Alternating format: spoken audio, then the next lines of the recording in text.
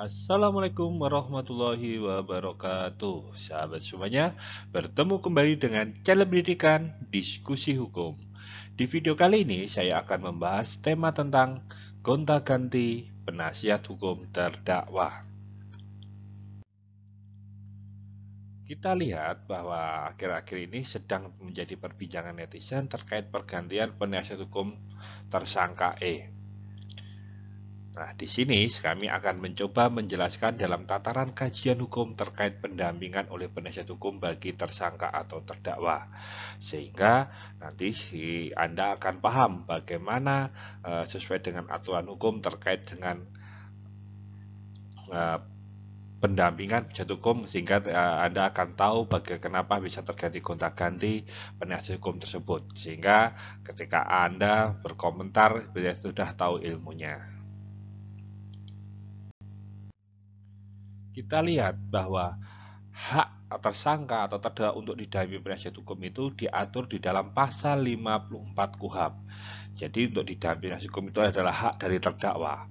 Di pasal 54 itu dijelaskan bahwa guna kepentingan pembelaan, tersangka atau terdakwa berhak mendapat bantuan hukum dari seorang atau lebih penasihat hukum selama dalam waktu dan pada setiap tingkat pemeriksaan menurut tata cara yang ditentukan dalam undang-undang ini.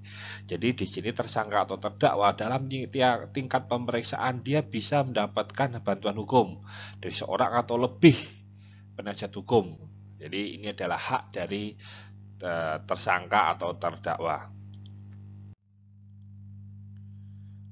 Tersangka atau terdakwa ini memilih sendiri siapa penasihat hukumnya untuk didampingi penasihat hukum ini.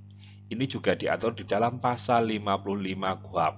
Di sini disebutkan bahwa untuk mendapatkan penasihat hukum tersebut dalam pasal 54 yang tadi haknya tadi, tersangka atau terdakwa berhak memilih sendiri penasihat hukumnya. Jadi dia bisa memilih sendiri penasihat hukumnya.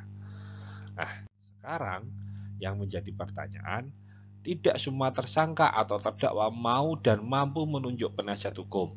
Jadi sini mau didampingi atau mampu. Mampu di sini artinya apa? Dia mempunyai kekuatan finansial.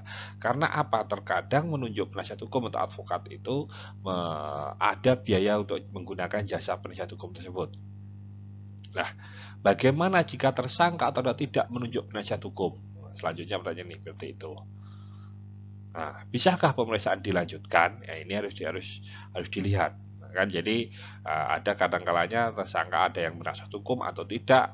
Ini makanya jangan sampai pendapat loh itu ada penasihat hukumnya padahal dia kan pangkatnya berapa, kok ada apa orang itu pangkatnya apa, orang itu kaya tidak kaya tapi dia bisa ada penerima penasihat hukum. Jangan suudzon terlebih dahulu. Bisa jadi ini jadi amanat undang-undang.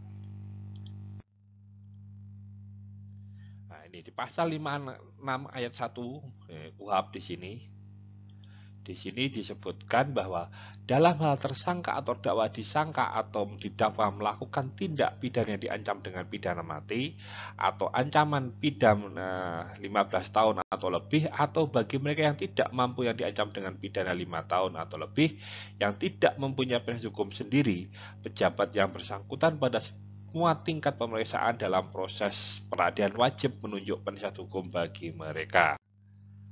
Sedangkan di ayat 2-nya disebutkan setiap penasihat hukum yang ditunjuk untuk bertindak sebagaimana di ayat 1 tadi yang melakukan pendampingan tadi, yang ditunjuk tadi memberikan bantuannya dengan cuma-cuma.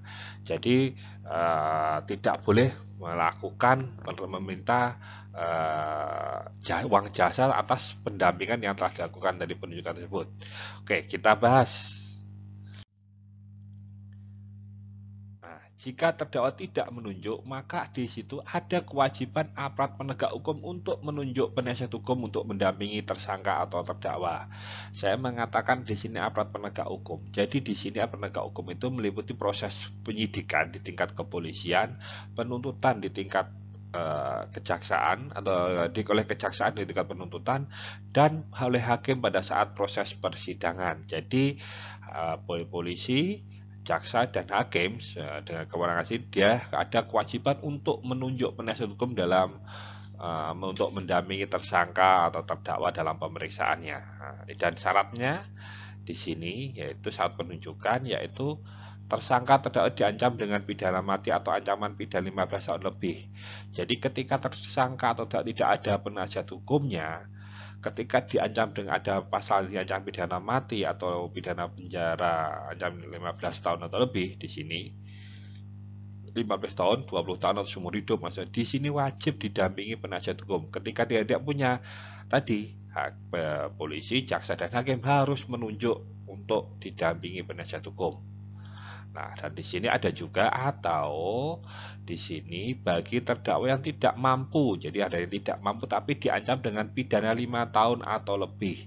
Jadi ketika terdakwa ini tidak mampu dan dia ada surat keterangan tidak mampu, jadi di situ dengan yang diancam pidana 5 atau lebih, di sini juga wajib ditunjuk penasihat hukum untuk mendampingi si terdakwa itu.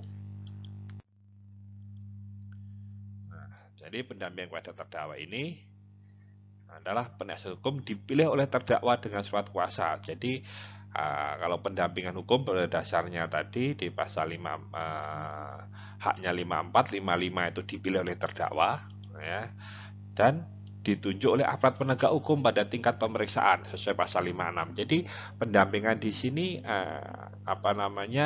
bisa dipilih oleh terdakwa, bisa ditunjuk oleh aparat penegak hukum.